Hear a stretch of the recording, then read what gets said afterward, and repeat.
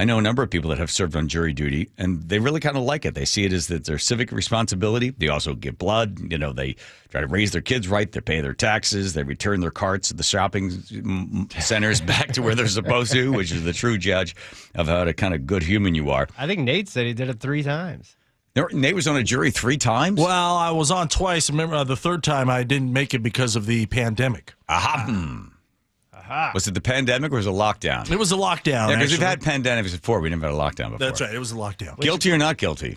Well, I would like to first start by saying I was the foreman both times. Wow. Oh, so you were in charge of ordering sandwiches. Yes, sir. Okay. What else? Let's see. Guilty. How do they choose you to be be the foreman? They just... Yeah.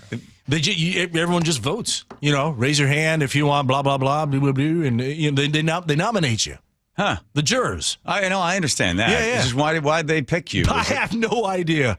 Were they happy with the pick? Did they try to defrock you at some point? No. They were very very impressed. Wow. Yeah, they liked you. Yeah. Weren't you kind of famous for a while? Would that have anything to do with it? What do you mean for a while? Sit down for this. Yeah. And the guy was guilty? The first time, yes. The second time was a major lawsuit with a major company nationwide, which I can't talk about, who lost like $12 million.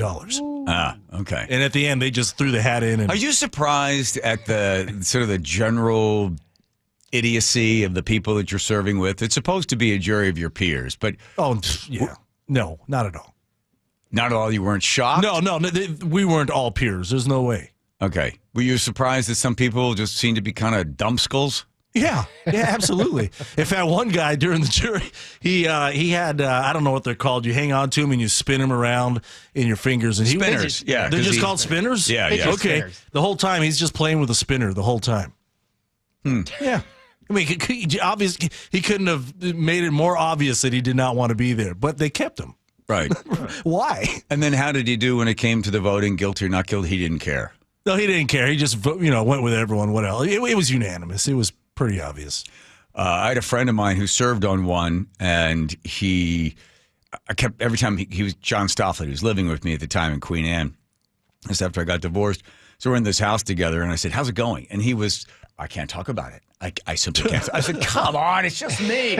No, I will not. I will not talk about it. I said, oh, come on. You're the one person that he probably shouldn't have talked to. Oh, I know. About. So when it was all over, he then was able to sort of spill the beans on it. Here's the story. Do you remember the guy that hit Paul Schell in the head with the bullhorn? Yep. Okay.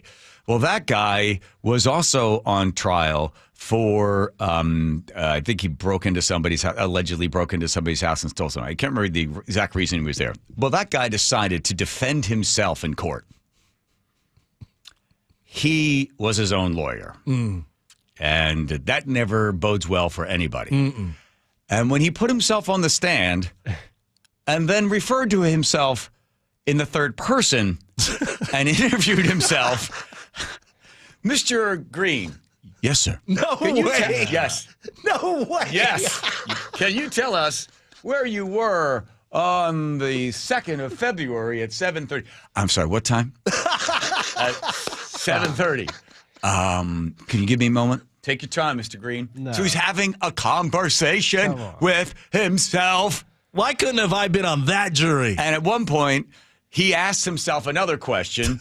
And objection, Your Honor. And then, of course, the guy representing himself doesn't understand any of that. He goes, and the judge goes, whatever the guy's name was, Mr. Green, why don't you ask yourself another question? I mean, like, now that would be great, right? Yes. Put yourself on the stand and cross-examine and then ask yourself to repeat the question? No, great. That must have been a first for the judge, too. I'm sorry, on what day were you referring to?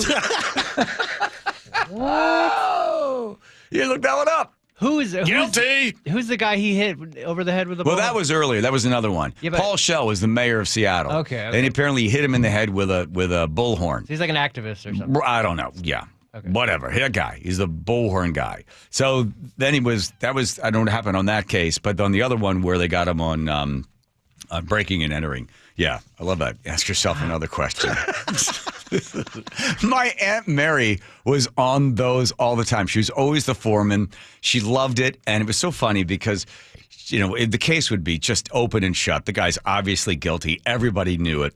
And if they would go back for deliberations and it would take 5 minutes, she always felt sorry for the defendant. She wanted the defendant to feel as if they had really given it a good turn in the barrel to determine, guilt or innocence. So if they had wrapped things up before lunch, she would always go, you know what, let's order lunch. So then they would order lunch, which would then take an hour and a half or something. And people would just sit around and eat their hoagies with their potato chips and their Cokes and stuff. Because it just extended at least the guy that was sitting there waiting for the guilty, not guilty from the jury to feel as if, he kind of got his due. Yeah. Because if you went in, you come out 5 minutes later, it's like, well, hey, I don't think you really considered all the facts. Hey, wait a minute. So she would say, why don't we order lunch? She never told the other jurors she was ordering lunch to extend the time. She just did it as it was sort of a courtesy to the guy before they came out and really screwed him over. What a nice aunt. Yeah. Oh, she's the best.